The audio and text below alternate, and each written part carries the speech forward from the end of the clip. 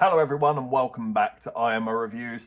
Unfortunately, I was not able to do a live stream for the Oscars last night. I've got my birthday coming up. We're going on holiday in the next 2-3 days. I've lost track of where we are this week. I've also got normal reviews to catch up with and just work and my everyday life. But I did watch it. I sat down and finally de-stressed and caught up with myself. And here's my reaction to what went down last night. Overall, I think it was a okay Oscars. Out of 10, I'd probably give it a low 7, a high 6. We're in that sort of area because there were a lot of highlights and big moments, but there were also a lot of drab and awkward moments to go along with it as well. For starters, in the UK, we had a very weird situation where Jonathan Ross and a few very low-tier celebrity guests were sat in one room over to a side and constantly having debates and discussions about what we just witnessed. Oh my God, they just won that award. What do you think about it? I don't really have any feelings towards Jonathan Ross. I neither like him or dislike him. I think he's meh. But I actually felt a bit sorry for him last night. Not only was he working with live feeds where they weren't ready for them to cut to, and he was having to say, oh, okay, let's just waste another 5 minutes with this clip of Oppenheimer. He was clearly trying his best, but he was surrounded with a bunch of idiots who were coming out with some of the worst opinions and takes imaginable to man. At one point, we actually discussed whether Margot Robbie was wearing black as some sort of wink, wink, nudge, nudge, Barbie is dead in memoriam sort of thing because it wasn't nominated. Yeah, we're actually going to try and weave that web.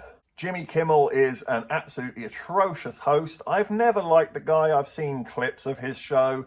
His energy just feels very flat all the time. He comes across kind of depressed, like he himself doesn't want to be there telling the joke. It's a weird aura that he gives out. Even the other Jimmy, I forget his name, Fallon. At least Fallon has a bit of energy to him. He's equally annoying, but he does come across as bright and energetic and let's go people. Kimmel just comes across like he himself wants to be anywhere else but here, but sadly he's here and he's going to bring us to his level of misery as well, with 20 minutes after 20 minutes after 20 minutes of some of the most toe-curling, unfunny, stupidly written jokes imaginable. Get the camera off of him. Stop making it about him. He is arguably the biggest problem with the whole show. We started an hour early and yet it still finished at 2:30 in the morning, and I can't help but sit there going, God, if we cut all of that crap from Jimmy Kimmel, this would have been about an hour and a half. We could have been in bed by midnight. But apparently we all had to hear these terrible jokes,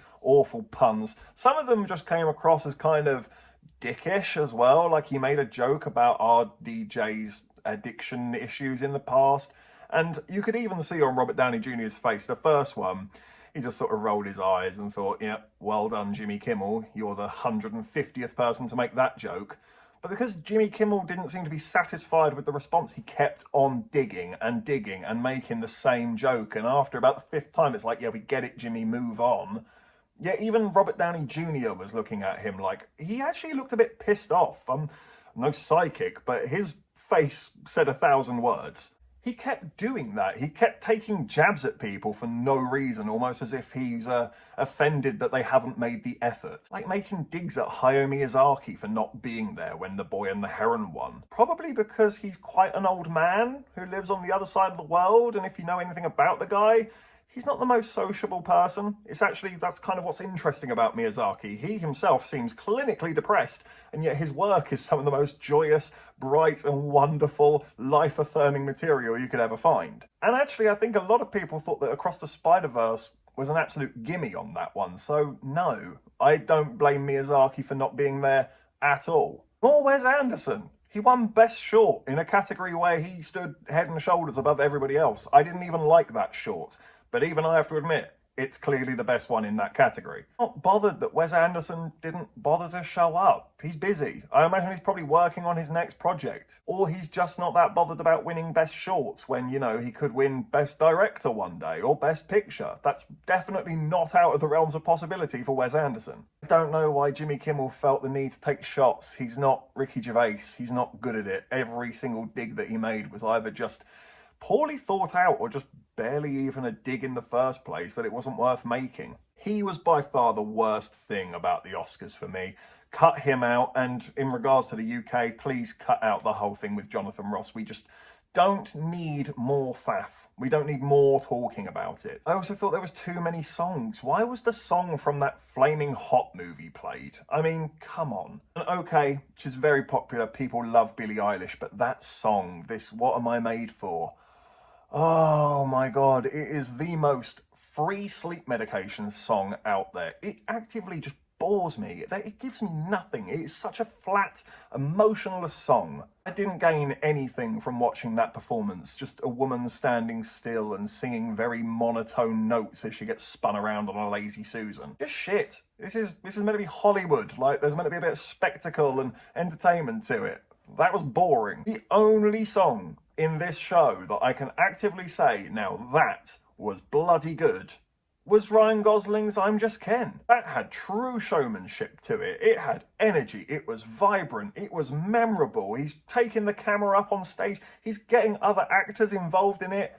Brilliant. Arguably the highlight of the night. But when it comes to the actual winners and losers, I have to admit I did pretty badly in my predictions. I got 7 out of 19, which is very bad and quick maths. It's about 30% accuracy. Maybe a little higher, 33, I think.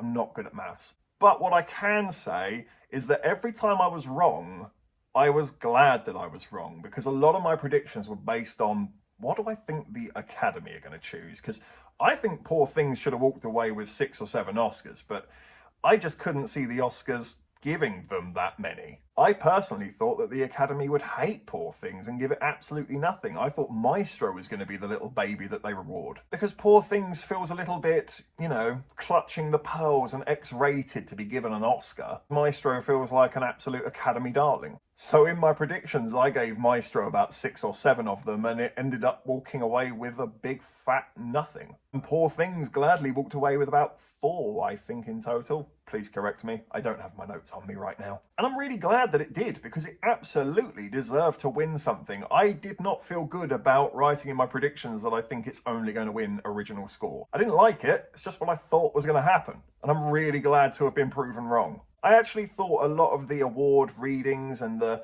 celebrities coming out and having little skits with each other was all right. It was a lot better than previous years. I thought the bit with Emily Blunt and Ryan Gosling was quite funny. I really enjoyed Arnold Schwarzenegger and Danny DeVito having a little back and forth with Michael Keaton, who played it very coolly. I even like the idea that they got out 5 previous winners of the category to come out and say a little piece for the nominee before reading out Best Actress, Best Actor, Best Director. I thought that was a really nice touch, and it just added a bit of legacy and history to these award shows. I'm on board with that. I like that. I hope they continue to do that. Did anybody else find it a bit weird when Al Pacino read out Oppenheimer? I see Oppenheimer. It was so like, was that the winner? Or is he reading out the nominees? I don't know. It was a bit jarring and a bit, I don't know, he scuffed his lines a bit, didn't he, on the big one as well. But we got there, and I'm glad that Oppenheimer won. So overall, pretty good show. John Cena being naked on the stage is absolutely going to be the meme of choice for the next 2 to 3 months. I can already see that happening. I'm very happy with who won in the end. I'm glad to be wrong on this occasion. But, you can't start an hour early because you're already aware that you have major pacing issues, but then still waste nearly an hour of everybody's time with what has to genuinely be considered as one of the worst stand-up comics going right now in Jimmy Kimmel. Because if that is his actual material, then fuck me. I feel sorry for anybody who's paid to see him live. You shouldn't be going to see that if it was free at the local pub. It was appallingly bad. Either get someone who's really good at this and knows when to step back and actually get on with the show and not make it all about themselves, or just don't have a host and just break it up into 3 awards, little break, maybe come back with a song, then another 3 awards, then a break, and then carry on. Because there's no way in any universe anywhere that this show should be starting at 11 p.m. and finishing at 2:30 in the morning. This could have been done by 1 a.m. at the very latest, but no, Jimmy Kimmel had to make it all about himself. But that's just my humble opinion. What about you? Are you happy with who walked away with the awards? Do you think there were any major snubs in there? Did you enjoy Jimmy Kimmel's performance? Maybe I've got it completely wrong. Let me know in the comment section below. Thanks for watching. Take care, and I'll hopefully see you on the next review.